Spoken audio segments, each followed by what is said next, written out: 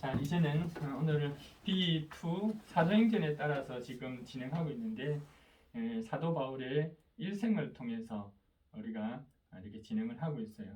그리고 지난 시간에는 1차 전도여행까지 이야기를 했고 1차 전도여행이 끝나자마자 사도 바울이 이제는 갈라디아서를 쓰게 됩니다. 갈라디아서를 쓰게 된 이유가 뭐냐면 돌아왔는데 갈라디아 지역에 1차 전도 여행 때에 갈라디아 전 지역을 돌면서 복음을 전했는데 이 복음에서 벗어나서 이 다른 복음을 전하는 사람이 생겨난 거예요. 그런데 이 다른 복음을 전하는 사람들에게 갈라디아에 있는 교회 성도들이 미혹이 돼가지고 빠져가는 이런 상황이 생겼어요. 그래서 이것 때문에 사도 바울이 갈라디아서 편지를 통해서 다시금 다른 복음이 없다는 것을 이야기해 주려고 갈라디아서를 쓰게 됩니다. 사실 이 갈라디아 지역에 있는 교회의 문제뿐 아니라 지금 목회를 하고 있는 이 시리아 안디옥 교회에서조차도 그와 같은 사건이 발생을 합니다.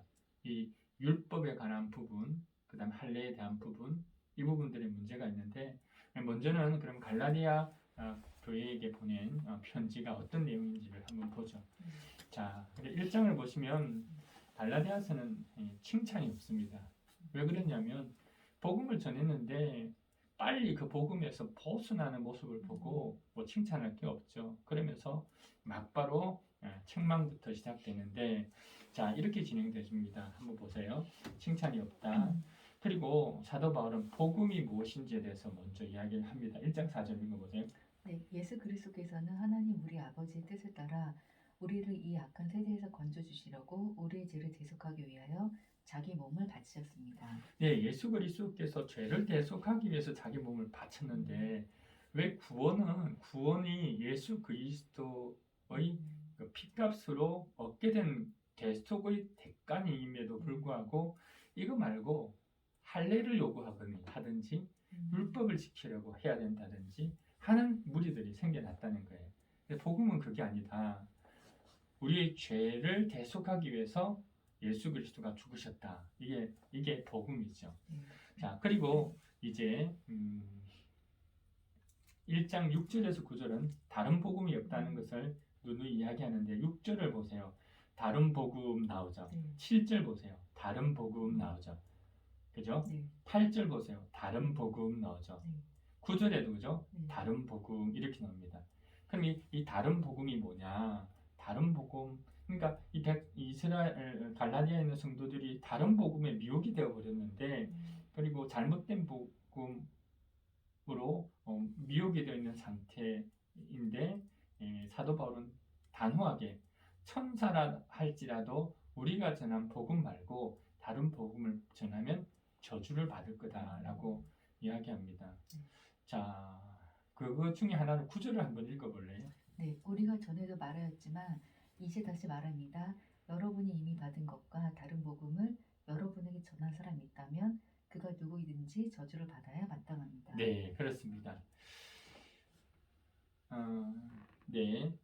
그리고 나서 11절, 12절은 그 복음 뭐냐면 예수 그리스도를 통해서 온 것이다 라고 이야기합니다. 그 복음은 12절 내가 사람들에게 받은 것도 아니고 배운 것도 아니고 예수 그리스도의 나타나심으로 받은 것이 이 복음이다. 예수 그리스도를 통해서 우리가 얻게 된 이 죄사함 이것이 복음이다 라고 이야기합니다.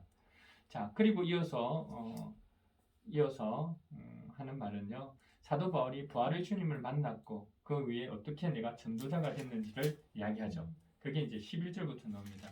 내가 어떻게 그리스도를 핍박했는지 넘겨보세요. 그리고 내가 어떻게 그리스도를 만나게 됐는지 그게 이제 16장 17절 그죠?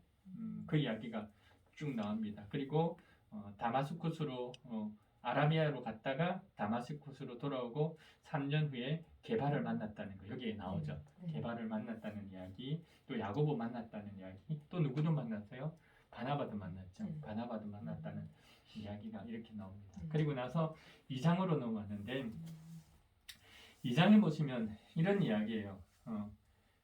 앞에 앞에 우리가 14년 후에 회심 후 14년이죠. 네. 회심 후 14년 이때가 이제 예루살렘에 기근이 들었을 때에 구제를 하고 가면서 누구를 데려가게 됐냐면 디도를 데리고 갔어요. 그래서 지금 뭘 이야기하고 싶으냐면 사람들이 할례를 중요하게 생각하고 할례를 구원의 방편으로 생각하는데 그게 아니다는 것을 이야기하기 위해서 그때 우리가 지금 디도를 데려갔을 그때 어떤 일이 있었는지를 설명하는데 그 이야기가 이거 2장부터의 내용이 그겁니다. 우리가 디도를 데려갔는데 디도가 할례 받았냐 안 받았냐 3절을 읽어보세요. 네, 나와 함께 있는 디도는 그리스 사람이지만 할례를 강요받지 않았습니다. 아니 그때의 할례가 중요했다면 할례를 강요했을 거다. 그런데 할례를 그렇게 중요하게 생각하지 않았다는 거죠. 구원의 방편으로 생각하지 않았다는 겁니다. 그리고 몰래 들어온 거짓 선지자들 역시도 그때 그런 말을 안 했다는 겁니다. 4절에 그 말이고요. 6절 그 유명하다는 사람들 이것도 거짓 선지자들을 이야기하는 겁니다. 그리고 7절에 보면 그들은 베드로가 할례 받은 사람에게 복음을 전하는 일을 맡았다면 우리는 내가 할례 받지 않은 사람에게 복음을 맡았다는 것을 알게 되었다. 그러니까 이때 당시 어떤 결론이 내리냐면 베드로는 할례 받은 사람들에게 복음 전하고 사도 바울은 할례 받지 않은 사람들에게 복음을 전하자라고 이미 이야기가 됐다는 거예요. 그리고 나서 9절에 보세요. 9절 제일 마지막 보면 우리는 이방인에게로 가고 그들은 할례 받은 사람에게 가기로 했다. 이 말은 뭐냐면 할례 받지 않은 사람에게도 복음을 전하고 율법이 아니더라도 구원을 받을 수 있다는 이야기를 이미 했는데 왜 지금 와가지고 다시 할례 받아야 구원 받는다고 하느냐 하는 이야기를 지금 이야기를 하고 있어요. 그러면서 11절에 보면 그때도 이런 이런 사건이 있어서 11절 보면 이제 베드로가 믿는 이방인들은 할례를 받아야만 한다고 주장하는 사람들이 예루살렘에서부터 왔어요. 어디로? 안디옥으로. 왔을 때에 그때까지는 잘 있더니 식사를 잘 하더니 믿는 사람은 할례를 받아야 된다고 하는 사람이 오니까 게바가 그 자리를 피해버린 거예요. 게바뿐 아니라 바나바도. 그러니 그때 어떻게 했냐면 내가 그들에게 잘못했다고 책망했다. 그건 잘못된 것이라고 책망했다. 그런데 왜 여러분은 지금도 그 잘못된 길을 가고 있느냐 하는 말을 하고 싶은 거예요. 이야기가 되죠. 자, 그리고 나서 이제는 결론이 이렇게 나옵니다. 중요한 부분이죠. 자, 16절인가요? 네. 예. 읽어보세요. 그러나 사람이 율법을 행하는 행위로 의롭게 되는 것이 아니라 예수 그리스도를 믿는 믿음으로 의롭게 되는 것임을 알고 우리도 그리스도 예수를 믿는 것입니다. 그것은 우리가 율법을 행하는 행위로서가 아니라 그리스도를 믿는 믿음으로 의롭게 하심을 받고자 했던 것입니다. 네, 그러니까 우리는 율법으로 의롭게 되는 게 아니다. 예수를 믿음으로 의롭게 된다라고 이야기를 하면서 21절이 중요합니다. 21절을 또 읽어보세요. 21절. 네, 나는 하나님의 은혜를 헛되이 하지 않습니다. 의롭다고 하여 주시는 것이 율법으로 되는 것이라며 그리스도께서는 헛되이 죽으신 것이 됩니다. 이 말이 이해가 되죠. 만약에 그거 아니고 할례나 율법을 통해서 구원 받을 수 있다 그러면 예수님이 왜 죽었습니까? 하고 이야기하는 거예요. 자, 그러면서 그들에게 이제 이렇게 권면합니다. 정확하게 이들의 잘못을 이렇게 이야기하는데요. 3절을 읽어보세요. 3장 3절. 네, 여러분은 그렇게도 어리석습니까? 성령으로 시작하였다가 이제 와서는 육체로 끝마치려고 아니 합니까? 어떻게 성령으로 시작했다가 이제는 육체를 마치려고 합니까? 어떻게 여러분이 이렇게 빨리 다른 복음에 갈 수 있습니까? 라고 안타까워하는 마음으로 지금 이야기를 하고 있습니다.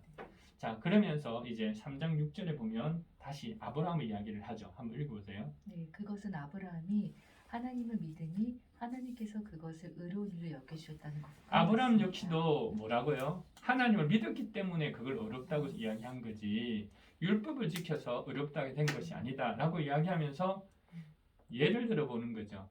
아브라함은 하나님께서 이삭을 주겠다고 하셨을 때 믿고 받았죠. 그걸 어렵다고 얘기했어요. 그런데 아브라함 이후에 율법은 언제 생겼습니까?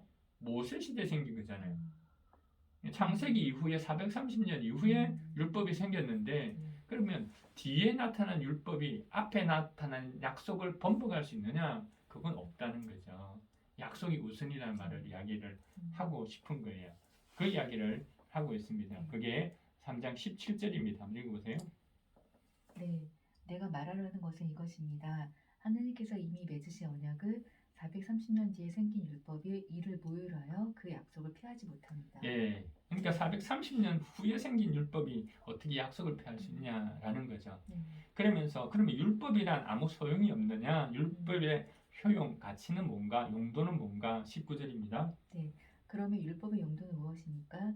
율법은 약속을 받으신 그 후손이 오실 때까지 범죄들 때문에 덧붙여 주신 것입니다. 네, 그러니까 메시아가 오기 그 이전까지 죄가 무엇인지를 가르쳐 주려고 있는 것에 불과하다. 24절도 읽어보세요. 네, 3장 24절. 그래서 율법은 그리스도께서 오실 때까지 우리에게 개인교사 역할을 하였습니다. 그것은 우리로 하여금 믿음으로 의롭다고 하심 받게 하시려고 한 것입니다. 네, 그러니까 예수님 오기 전까지 개인 교사에 불과하다. 이제 예수님 왔으니까 개인 교사는 필요 없다 하는 말이죠. 이제는 우리는 율법에 따라 사는 게 아니라 4장 6절입니다. 이제 4장으로 오면서 이 이야기가 율법을 따라 사는 것이 아니라 영으로 아들의 영, 성령을 따라서 사는 거다라는 말을 합니다. 4장 6절. 네. 그런데 여러분은 자녀이므로 하나님께서 그 아들의 영을 우리의 마음에 보내주셔서 우리가 하나님을 아빠, 아버지라고 부를 수 있게 하셨습니다. 네, 그럼에도 불구하고 이제 우리는 율법에 따라 사는 존재가 아니라 성령에 따라 사는 사람들인데 그리스도의 영이죠. 아들의 영에 따라 사는 자들인데 4장 9절입니다. 어떻게 여러분 이룰 수 있습니까? 자, 지금은 여러분이 하나님을 알 뿐만 아니라 하나님께서 여러분을 알아주셨습니다. 그런데 어찌하여 그 무력하고 천하고 유치한 교훈으로 되돌아가서 또다시 그것들에게 종노하려고 합니까? 예, 어떻게 그렇게 종로로 하려고 합니까? 다시.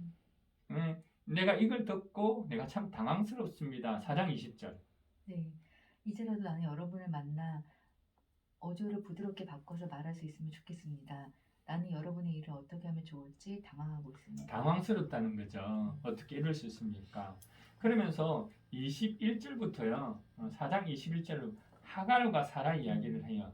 이 하갈은 율법을 이야기하고 사갈은 언약을 이야기를 빗대어서 이야기를 하는 부분입니다.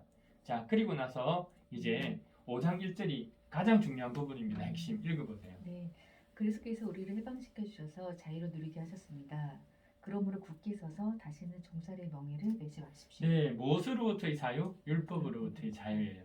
더 이상 율법의 종이 되지 마라 했는데 어떻게 다시 율법의 멍에를 매려고 합니까? 이게 가장 핵심적인 부분입니다. 자, 그러면 어떻게 살아야 된다? 5장 16절입니다. 네, 내가 또 말합니다. 여러분은 성령께서 인도하여 주시는 대로 살아가십시오. 그러면 육체의 욕망을 채우려 하지 않을 것입니다. 자, 어떻게 살아라? 어떻게 살아라? 성령의 인도하심을 따라 살아라. 이제 율법에 따라 사는 게 아니다. 자, 성령에 따라 사는 거다. 자, 그 다음에 5장 25절도 동일한 말이 한번 읽어보세요. 네, 우리가 성령으로 삶을 얻었으니 우리는 성령이 인도해 주심을 따라 살아갑시다. 네, 성령이 인도하시는 대로 살아갑시다. 자, 그러면서 5장 22절, 23절 그렇게 살면 성령의 열매는 뭐다? 22절 5장 22절 사랑과 기쁨과 화평과 인내와 친절과 선함과 신실과 온유와 절제. 네, 사랑과 희락과 화평과 오래 참음과 자비와 양선과 충성과 온유와 절제. 그죠? 그러니까 성령에 따라가면 성령의 열매를 맺게 된다는 거죠. 그러면서 6장 10절입니다. 이제 마지막 6장 10절. 그러므로 기회가 있는 동안에 모든 사람에게 선한 일을 합시다. 특히 믿음의 식구들에게 더 그렇게 합시다. 네, 자, 우리 선한 일을 기회 있는 대로 합시다. 그러면서 이제 결론적으로 또 한 번 더 반복하는데 6장 15절입니다. 네, 할례를 받거나 안 받는 것이 중요한 것이 아니라 새롭게 창조되는 것이 중요합니다. 이 말을 하고 싶은 거예요. 할례 받고 안 받고의 구원의 부분이 문제가 아니라는 거죠. 우리는 이제 새롭게 창조되어 있는데 성령에 따라 살아가는 것이 중요하다 하는 이야기를 하는 게 갈라디아서예요. 이해가 되죠? 갈라디아서 내용은 반복되어서 나오는 게 뭐죠? 할례 문제입니다. 할례가 구원의 방편이 될 수 있는가? 절대로 그럴 수 없다. 어떻게 복음이 들어왔는데 다시 율법으로 돌아갈 수 있느냐? 이미 우리는 율법에서 해방됐는데 왜 또 율법의 종이 되려고 하느냐? 절대로 그럴 수 없다. 그래서는 안 된다. 라는 강한 의도로 썼던 편지가 바로 갈라디아서다라는 겁니다. 네, 여기까지요.